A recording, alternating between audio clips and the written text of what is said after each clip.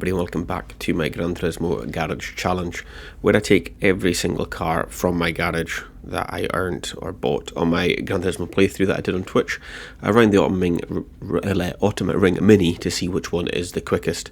And today, first off, we have the Nismo 400R coming in at 411 brake horsepower and 1,550 kilograms, which is on the heavier side. It's one of the heavier cars that we've driven or are going to drive in this. There's no fitted parts to it. I haven't touched this car used in the playthrough, but we're going to go through and get some racing soft tyres just to make sure that it's on a level playing field with everything else. But yeah, this is a car I've won and never driven, as we're coming around the final corner now to start our flying lap.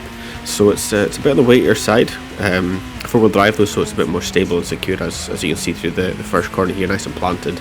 Decent bit of power, but the weight is going to be the thing that hinders it here, although the four-wheel drive system will help get through a lot of these corners and keep it pretty stable. As you can see, so far so good. Losing a little bit of momentum as we come up the hill, and then dabbing on the brakes for the double right-hander here into what I'm basically calling the bus stop. And it's been pretty uneventful, which is a good thing. That's always a good sign.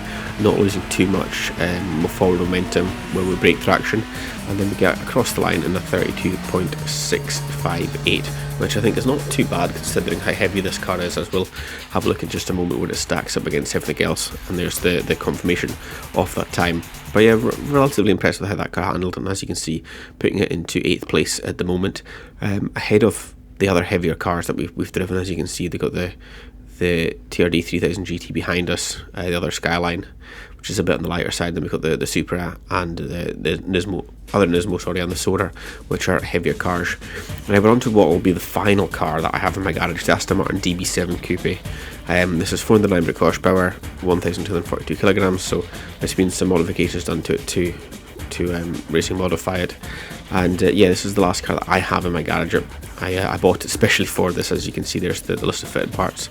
I bought it specially for this so that we could round it out on an even number of cars. So we'll see how this goes. But if anyone else has suggestions on cars to drive, then let me know in the comments below, and I will maybe come back to this and add a few more onto it. But starting the final lap, around the final corner of the final lap of the final car of this challenge, we've got the Aston Martin DB7, one of my all-time favourite cars in the world, into turn 1. It's a bit on the heavier side as well, especially for a race car, which keeps it a bit planted as we kind of go over the inside of the grass there, which is not helping it. But this was the fastest lap we could do in this car. And then we're coming up to the double right-hander now. The rear end does go a little bit, as again we're on catching the grass there, and then we're through the bus stop, nice and quick through here. Try not to lose too much time in the last corner, but we had a little bit of a slide, gathered it onto the final corner itself, and then across the line in a 31.351. But yeah, this car, one of my all-time favourites, one of my favourite Aston Martins. There's nothing spectacular about it. I just have a really soft spot for it, and I do enjoy that car, and it's good to drive. And that pips the Nismo 400R to 8th place in the standings, taking it away from it.